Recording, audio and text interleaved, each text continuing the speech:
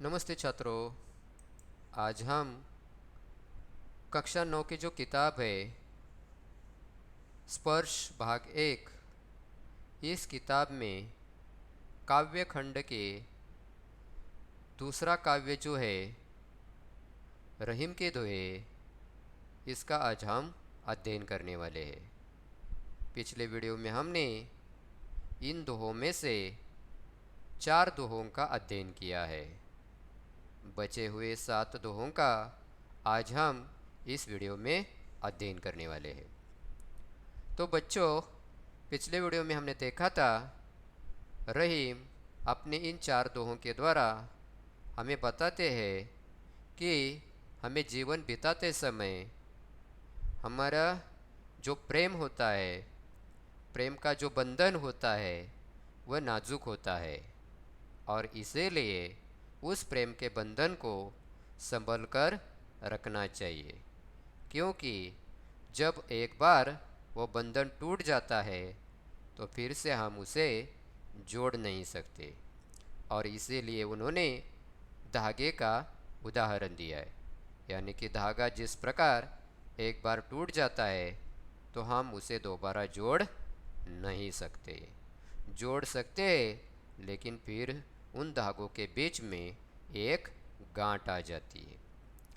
उन्होंने आगे बताया था कि हमारी जो व्यथा होती है, हमारा जो दुख होता है, वह दुख, वह व्यथा किसी को नहीं बतानी चाहिए, क्योंकि लोग इसका क्या करते हैं, मजाक उड़ाते हैं। तीसरे दोहे में उन्होंने बताया था कि हमें एक समय में एक ही काम करना चाहिए। जब हम एक ही काम करते हैं तो वो काम अच्छी तरह से, ठीक तरह से तैयार होता है या बन जाता है, और उसके साथ जो और काम होते हैं वो भी ठीक तरह से हो पाते हैं। यदि हम एक के साथ कई काम एक साथ करने की कोशिश करते हैं तो एक एक भी काम ठीक तरह से नहीं होता। और रहीम ने चौथे दोहों में कहा था कि राम को चित्रकूट जैसे इस जंगल में अपनी विपदा के कारण, अपनी व्यथा के कारण 14 वर्ष वनवास के लिए जाना पड़ा था। तो इसी प्रकार पिछले वीडियो में हमने इन बातों का अध्ययन किया था। अभी आगे जो 5वां दोहा है, उस 5वें दोहे के बारे में हमें अध्ययन करना है। तो इस 5वें दोहे में कबीर कहते हैं, दीर्घ दोहा अर्थ के आखर थोरे आही, जो रहीम नट कुंडली सिमटी कूदी चढ़ी जाही। दीर्घ दोहा अर्थ के आखर थोरे आही, जो रहीम नट कुंडली सिमटी कूदी चढ़ी जाही। दीर्घ यानी कि दीर्घ, दोहा यानी कि हम जो देख रहे हैं दोहा, अर्थ, अर्थ मतलब अर्थ, यानी कि यहाँ क्या आया है, कुछ नए शब्द आए। ओके, अर्थ मतलब अर्थ,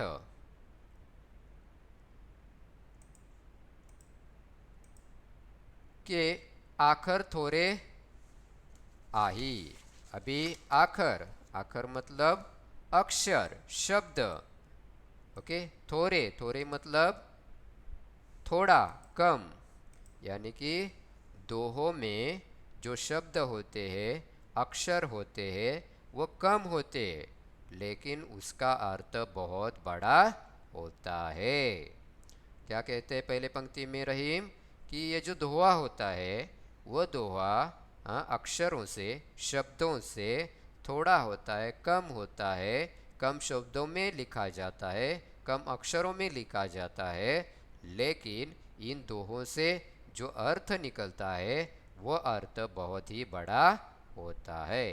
यानी कि हम देखते हैं कि कबीर के दोहे हो, रहीम के दोहे हो, है ना, इन दोहों की रचना कम शब्दों में और कम अक्षरों में की गई है, लेकिन हर एक दोहा हमें एक बहुत बड़ा अर्थ देता है, एक बहुत बड़ी सीख देता है, बहुत बड़ा ज्ञान हमें वो देता है।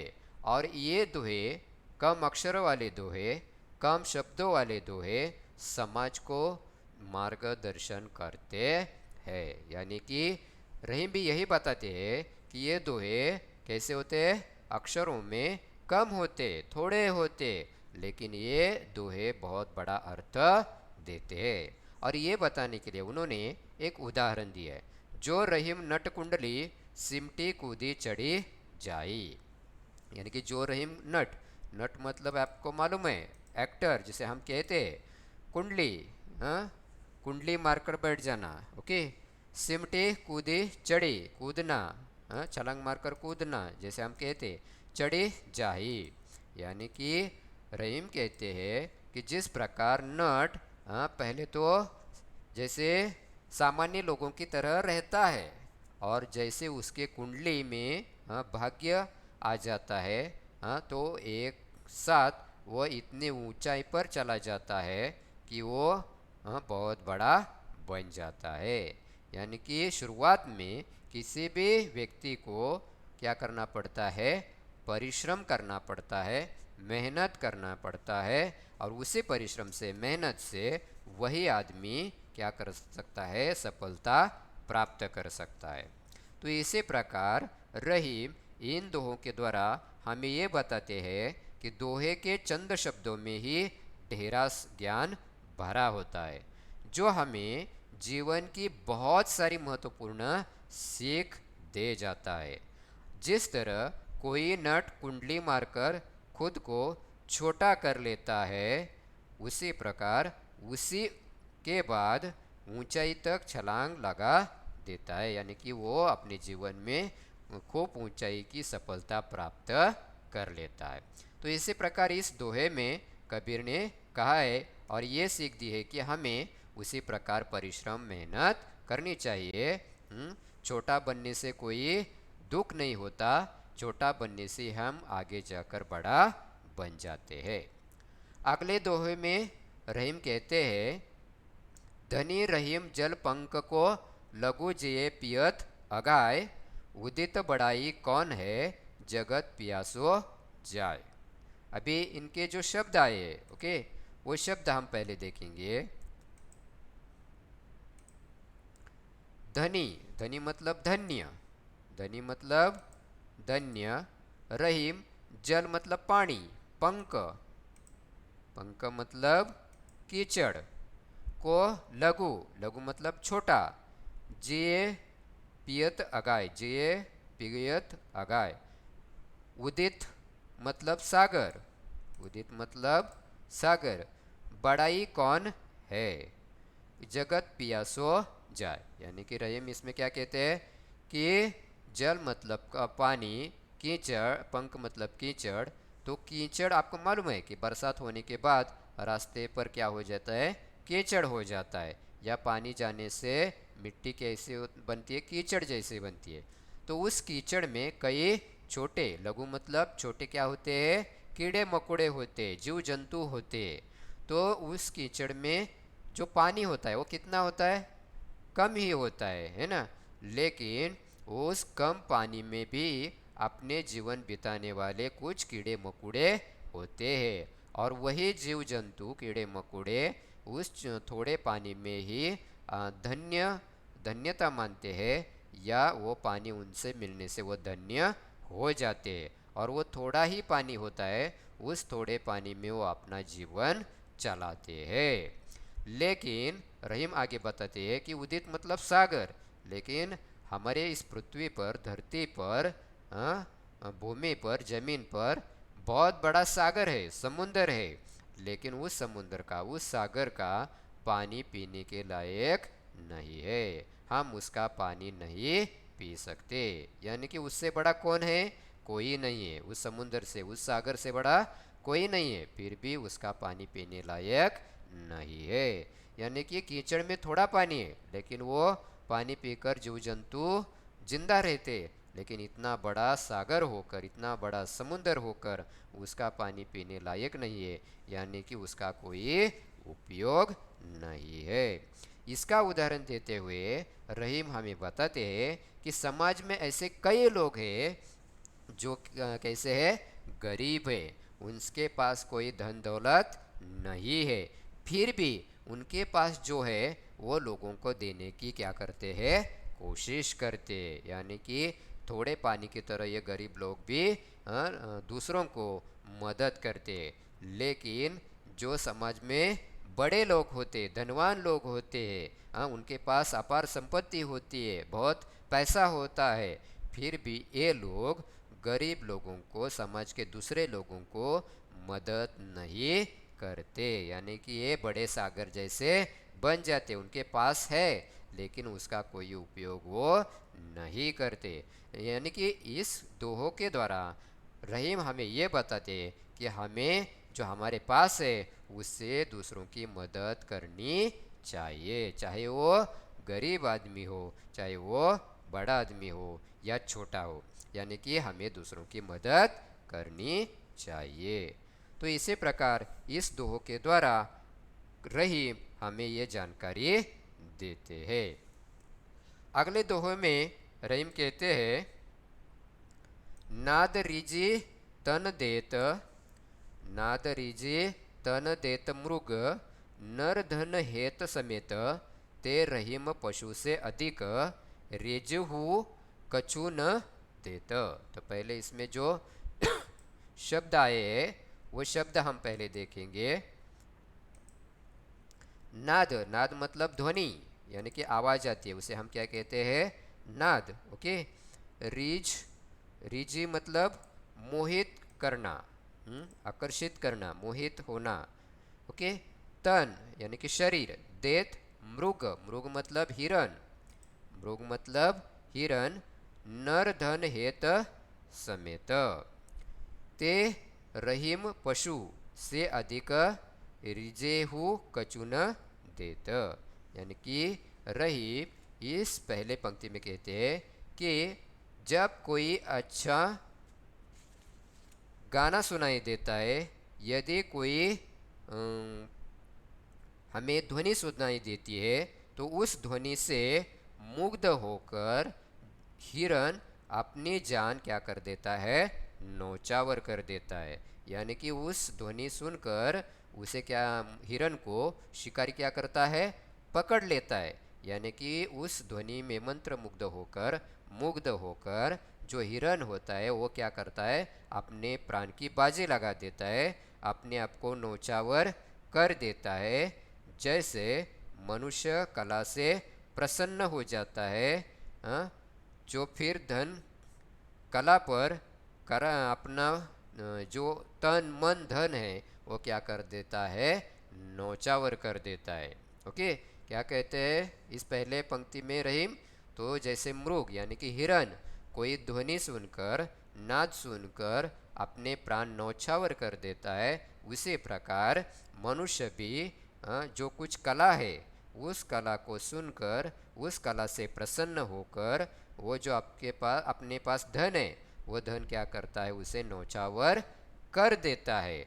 लेकिन समाज में ऐसे कुछ लोग होते हैं जो क्या करते हैं, कला का तो आनंद उठाते हैं, संगीत का आनंद उठाते हैं, लेकिन उस बदले वो दूसरों को कुछ भी नहीं देते, उस संगीत को वो कुछ भी नहीं देते।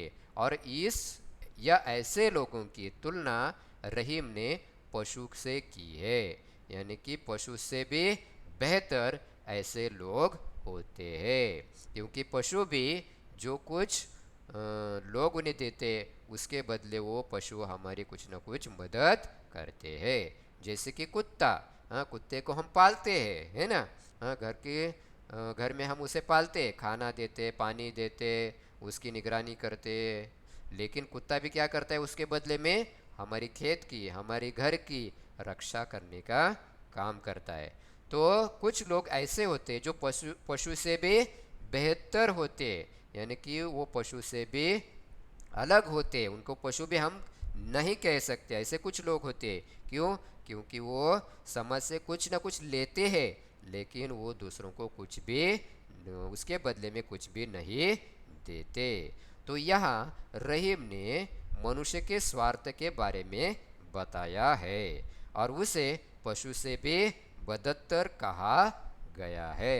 यानी कि रहीम हमें यहाँ पशु के जैसे तो रहना चाहिए, ऐसे हमें यहाँ बताते, यानी कि दूसरों की मदद हमें करनी चाहिए, ऐसे इस दोहे के द्वारा रहीम हमें बताते। अगले दोहे में रहीम कहते हैं, बिगड़ी बात बने नहीं, लाख करो किन कोय, रहमन फाटे दूध को मते न माखन होए। तो ये दोहा मुझे लगता है पिछली कक्षा में हमने देखा है। बिगड़ी बात, बिगड़ी मतलब यानी कि बिगड़ी, है ना, बिगड़ी बात मतलब बिगड़ी हुई बात। ओके,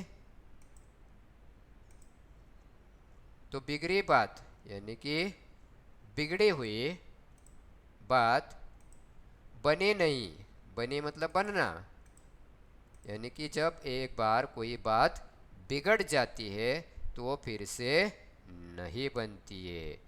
लाख करो किन कोई, यानी कि आप लाख कोशिश करो या लाख प्रयास करो, जब एक बार एक बात बिगड़ जाती है तो लाख कोशिश करने पर भी वो बात नहीं बनती है। यानी कि जैसे एक बार बंदूक से गोली निकलती है तो हम उसे वापस नहीं कर ले पाते। एक बार जब बांध छूट जाता है तो हम उसे वापस नहीं लेते। जब एक बार हमारे मुंह से कोई शब्द निकल जाते हैं तो हम उसे वापस नहीं ले सकते। उसी प्रकार जब कोई बात एक बार बिगड़ जाती है तो लाख कोशिश करने से भी वो फिर नहीं बनती है। और इसके लिए रहीम ने ये एक उदाहरण दिया है, रहमन फाटे दूध को मथे न माखन होए। यदि हमें माखन बनाना है तो हमें क्या करना पड़ता है, उसका दूध का उपयोग करना पड़ता है। यदि एक बार दूध फट जाता है, खराब हो जाता है, तो उस फटे दूध से हम माखन नहीं बना सकते। हम उसे कितना भी मथे, मथे मतलब मथना, बेलना, है ना, तो एक बार जब दूध फट जाता है, हाँ, या फटा हुआ दूध हम जब लेते हैं तो उस फटे हुए दूध से हम माखन नहीं बना सकते। हम लाख कोशिश करेंगे, लाख प्रयास करेंगे, लेकिन फटे दूध से हम माखन नहीं बना सकते। उसी प्रकार हमारे जीवन में यदि कोई बात बिगड़ जाती है तो हमें लाख कोशिश करने पर भी हम उसे नहीं बना सकते। इसीलिए रहीम इस दोहे से हमें यह बताते हैं कि हमें जीवन बिताते समय हमें ठीक तरह से रहना चाहिए, दूसरों की मदद करनी चाहिए। यदि कोई रिश्ता बिगड़ जाता है, यदि कोई बात बिगड़ जाती है तो लाख कोशिश करने पर भी हम उसे ठीक नहीं कर पाते। रहीम अगले दोहे में कहते हैं, रहमन देखे बड़िन को लगू न दीजिए डारी, जहाँ काम आवे सुई कहा करे तलवारी। है ना, तो इस दोहों के द्वारा रहीम हमें बताना चाहते हैं, रहमन देखे बड़ेन को, हमने ये दोहा पिछली कक्षा में देखा है, रहमन देखे बड़ेन को, बड़ेन मतलब बड़ा, लघु न दीजिए डारी, लघु मतलब छोटा, यानी कि इस संसार में जो कोई चीज़ें हैं, जितनी भी चीज़ें हैं, चाहे वो छोटी हो, चाहे वो मोटी हो, चाहे वो पतली हो, है ना, जैसे भी हो, हर एक चीज़ का अपना अपना क्या होता है, महत्व होता है, चाहे छोटी हो या मोटी हो। यानी कि हर एक चीज़ का अपना अपना महत्व है। तो पर्वत हो तो उसका अपना महत्व होता है, पत्थर छोटा हो तो उस छोटे पत्थर का भी अपना महत्व होता है। हर एक इंसान, अमीर इंसान हो तो उसका भी अपना महत्व होता है, गरीब इंसान हो तो उसका भी अपना महत्व होता है। यानी कि इस संसार में, इस विश्व में जितनी सारी चीज़ें, हर एक चीज़ का अपना अपना क्या होता है, महत्व होता है। और इसीलिए हमें वो बड़ा है, वह छोटा है, ऐसा करके हमें किसी का दिल दुखाना नहीं चाहिए, या किसी को बड़ा छोटा करके ठेस नहीं पहुंचाना चाहिए। और इसके लिए रहीम ने एक उदाहरण दिया है, कौन सा, जहाँ काम आवे सुई कहा करे तलवारी। है ना, यानी कि जहाँ सुई का काम है वहाँ हम तलवार लेकर कुछ भी काम नहीं कर सकते। यानी कि यदि हमें कोई कपड़े सिलने हैं, है ना, या कोई कपड़ों पर कढ़ाई करनी है, डिजाइन बनानी है, तो हमें किसका उपयोग करना पड़ेगा? सुई का उपयोग करना पड़ेगा। उस वक्त हम तलवारी का उपयोग नहीं कर सकते। लेकिन जब कोई हमें युद्ध करना हो, जब कोई हमें लड़ाई करनी हो, तो उस लड़ाई में हम किसका उपयोग कर सकते हैं? तलवारी का उपयोग कर सकते हैं। वहाँ सुई का कोई भी काम नहीं होता। यानी कि इस संसार में जितने भी सारी चीज़ें हैं, चाहे वो बड़ी हो चाहे वो छोटी हो, ये उसका अपना अपना महत्व होता है। तो इसी प्रकार रहीम ने इस दोहे के द्वारा हमें यह बताया है कि यह दोहा हमें ज्ञान देता है और वह ज्ञान हमेशा याद रखना चाहिए। यह ज्ञान जो होता है, यह ज्ञान पूरी जिंदगी भर हमें काम आता है। यानी कि हम जब जीवन बिताते, समाज में रहते हैं, तो हमें किसी में भेदभाव नहीं करना चाहिए, छोटा बड़ा नहीं कहना चाहिए। हर एक व्यक्ति अपने हिसाब से महत्वपूर्ण होता है। अगले दोहे में रहीम कहते हैं, रहीमन निज संपत्ति बिना कोउ न विपत्ति सहाय, बिनु पानी जो जल को नहीं रवि सके बचाए। यानी कि जो पहले शब्द है उसका अर्थ हम देखेंगे तो रहीमन निज, निज मतलब अपनी, निज मतलब अपनी संपत्ति धन, बिना कोउ न विपत्ति, विपत्ति मतलब संकट, ओके, विपत्ति मतलब संकट मुसीबत, सहाय, सहाय मतलब सहायता। यानी कि रहीम कहते हैं कि जब हमारे पास कोई संपत्ति होती है, पैसे होते हैं, वो संपत्ति वो पैसे जब मुश्किल समय आता है तो उस मुश्किल समय में वह हमारे काम आती है। और इसीलिए हमें खुद की संपत्ति होनी चाहिए। तो हमारी खुद की ही संपत्ति हमारी सहायता करती है, अर्थात हमें खुद की सहायता खुद ही करनी चाहिए। ओके, और इसीलिए उन्होंने एक उदाहरण दिया है, बिनु पानी जो जलज को नहीं रवि सके बचाए। अभी जलज मतलब कमल, कमल का फूल होता है ना। तो बिनु पानी, बिनु मतलब बिना, पानी जो, जल जलज को, यानी कि बिना पानी कमल का फूल नहीं खिलता। यानी कि कमल के फूल के लिए क्या चाहिए? पानी चाहिए। पानी में ही कमल का फूल खिलता है। यदि उस तालाब में, उस जहाँ कमल का फूल है वहाँ का पानी खत्म हो गया तो जो रवि है, रवि मतलब सूर्य, तो सूरज भी इतना तेज होकर भी वो उस जलज को मतलब कमल के फूल को बचा नहीं पाता। यदि पानी खत्म हो गया तो वो कमल का फूल भी क्या हो जाता है? मुरझा जाता है, सूख जाता है।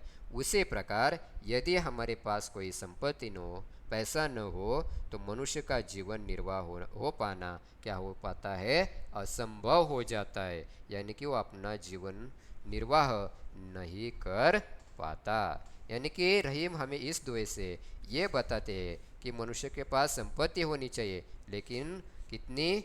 तो उसे जीवन बिताने के लिए जितनी चाहिए उतनी ही होनी चाहिए। और जब संपत्ति हमारे पास होती है तो हम कठिन समय में, विपत्ता जब आती है, मुसीबत आती है, संकट आता है, तो उस संकट में, उस मुसीबत में हम उसका क्या कर सकते हैं? उपयोग कर सकते हैं। जैसे कि हमने जो पहला लेसन देखा, दुख का अधिकार, उसमें उस बूढ़ी माँ के पास कोई संपत्ति नहीं थी, कोई पैसे नहीं थे, इसीलिए उसे अपने बेटे के मरने के बाद भी दूसरे दिन क्या करना पड़ा? बाजार में खरबूजे बेचने के लिए जाना पड़ा। यदि उसके पास संपत्ति होती तो वो क्या करती? इस मुसीबत में, इस संकट में वो अपने परिवार का निर्वाह कर लेते। तो इसी प्रकार इस दोहों के द्वारा रहीम हमें ये जानकारी देते। आखिरी जो दोहा है, उस आखिरी दोहे में रहीम कहते हैं, रहमन पानी राखिए, बिनु पानी सब सून, पानी गए न उबरे, मोती मानुष चून। अभी इसमें रहीम ने पानी का महत्व बताने की कोशिश की है। तो आप सबको मालूम है, यदि पानी नहीं है तो हमारा जीवन व्यर्थ है, क्योंकि हमारे जीवन में हर एक काम के लिए पानी की आवश्यकता होती है। तो यानी कि एक तरफ रहीम ने इस दोहे में पानी का महत्व बताया है, तो दूसरी ओर उस पानी के लिए उन्होंने अलग से भी शब्द का उपयोग किया है, जैसे कि विनम्रता। पानी का उपयोग पानी शब्द के लिए विनम्रता कहा है। यानी कि यदि हमारे पास विनम्रता होती है, हम विनम्रता से जीवन बिताते हैं, तो हम अपना जीवन अच्छी तरह से बिता सकते हैं।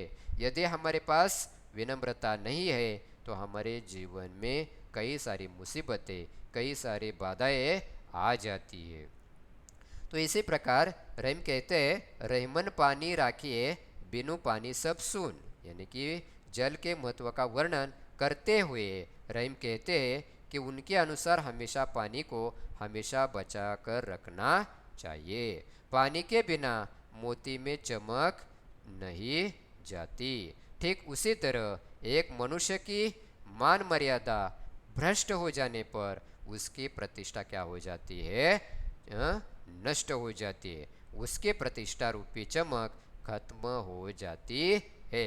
और इसीलिए हमें जीवन बिताते समय हमें कैसे रखना चाहिए? अपने जो मान मर्यादा है उसे संभल कर रखना चाहिए। यदि हमारी मान मर्यादा भ्रष्ट हो जाती है तो हमारी प्रतिष्ठा जो होती है वह प्रतिष्ठा भी नष्ट हो जाती है। जिस प्रकार पानी के बिना मोती का कोई महत्व नहीं होता, मोती चमकता नहीं, उसी प्रकार मान मर्यादा के बिना हमारी प्रतिष्ठा नहीं होती। चूना, चूना मतलब आटा, यानी कि आटा जब हम लेते हैं और उसकी जब रोटी बनाते हैं तो उसके लिए भी हमें किसकी आवश्यकता होती है? पानी की आवश्यकता होती है।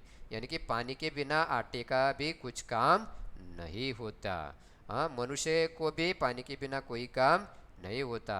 जिस प्रकार मोती भी पानी के बिना चमकता नहीं, उसी प्रकार मनुष्य के जीवन पानी के बिना व्यर्थ समझा जाता है। तो इसी प्रकार इस आखिरी दोहे में रहीम हमें पानी का महत्व क्या करते हैं? बताते।